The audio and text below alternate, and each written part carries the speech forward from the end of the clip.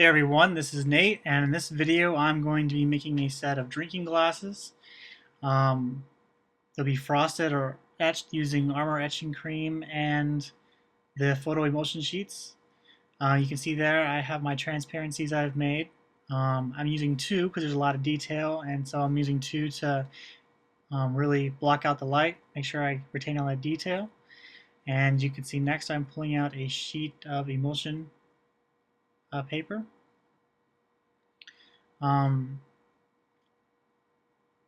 First thing I'm going to do is I'm going to remove the emulsion sheet from the light-proof bag and take off the plastic covering off the emulsion. I have my exposure board here. It's a felt backboard with a clear piece of plastic on the front. It has magnetic clips, holds it to the felt board. I'm going to put my emulsion sheet on, shiny side up. I'm going to carefully stack my transparencies together. I'm lining them up right now so the images are lined up perfectly. I don't want them to be offset any, I'll ruin my images. It's really easy to line them up.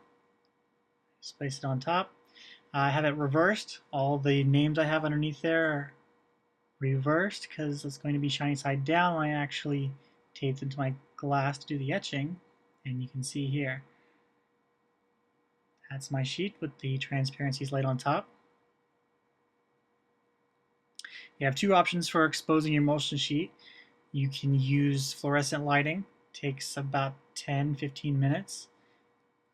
And next you can use the sun, only about a minute in direct sunlight.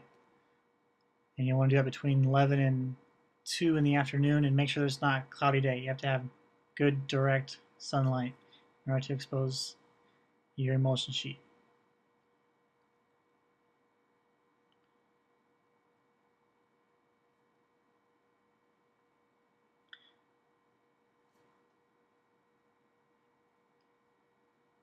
Once my sheet's been exposed, I'm going to remove it from the exposure board and soak it for an hour and a half. And you can see here, this is what your sheet will look like once it's done being exposed. You should be able to see all your detail in there. The sheet has actually started to turn a darker green in areas that the sunlight hit it, and it's been left a lighter green. That's the way it originally looked when I took it out of the bag. So now I'm going to submerge it in water and let it soak for about 30 minutes. Also, when you're soaking it, make sure you do it in the dark. Don't leave it sit under the light, or it'll continue exposing, and all the parts where you want the emulsion to come out will harden. But now that we let it soak for about half an hour, I'm going to rinse it off in the sink.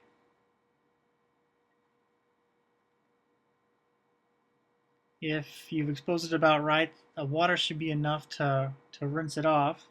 If it's being a little difficult, I use a sponge brush and gently move over the top of the sheet to remove all the stubborn emulsion that's not coming out. And you know it's ready when you can see through the screen. Once it's dry, you should be able to see all the way through the screen.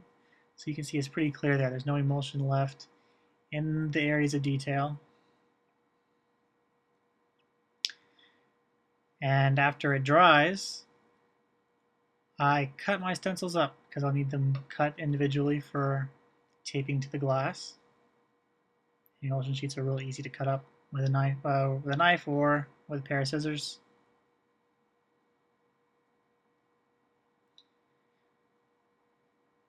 Just be mindful when you're cutting up, you'll want to leave enough room around the edges for your tape.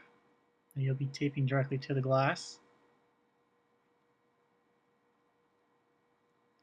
Alright, so I use blue painter's tape to attach my stencils to the glass.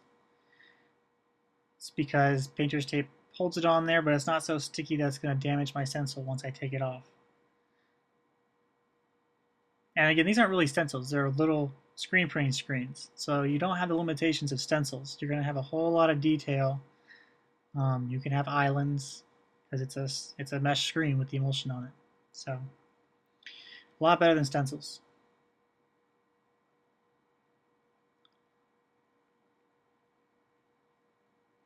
And you're going to want to make sure when you tape these down that the emulsion sheet is flat against the screen. You don't want to get your etching cream underneath the stencil because then that'll ruin a lot of your detail. So you really want to make sure your screen is flush against the glass.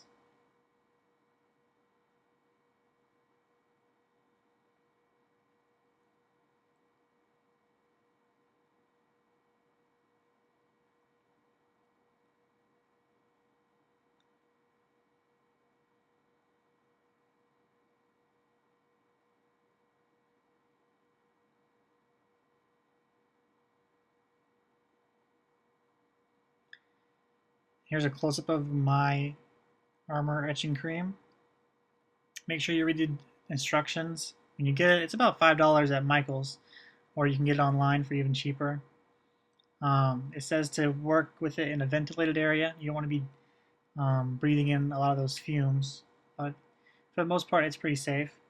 And it only takes about a minute once you put the etching cream on for it to finish etching or frosting your glass.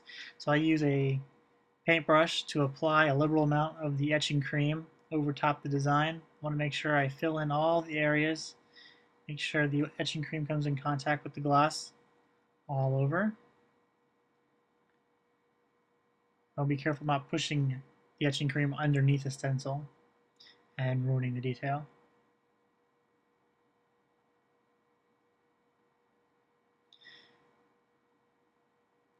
What I usually do is I cover each and every single one, and then to make sure it's been on there for long enough, I'll start from the beginning, the first one that I painted the etching cream on. Then I'll take that one first, and I'll take it to the sink and start rinsing it off, which you'll see here in a minute.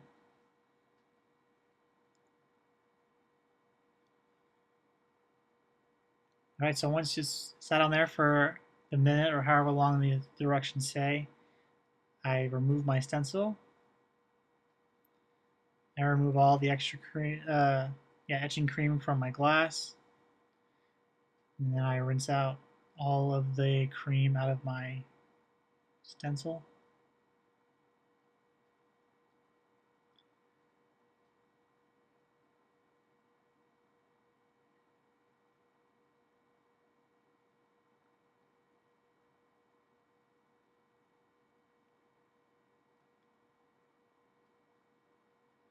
And I leave the stencil somewhere to dry, and you can see a close-up here of what the etching looks like once it's done.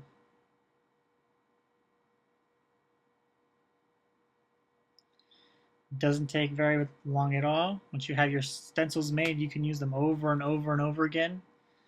All right, thanks for watching, and come check me out at ETCHprints.com.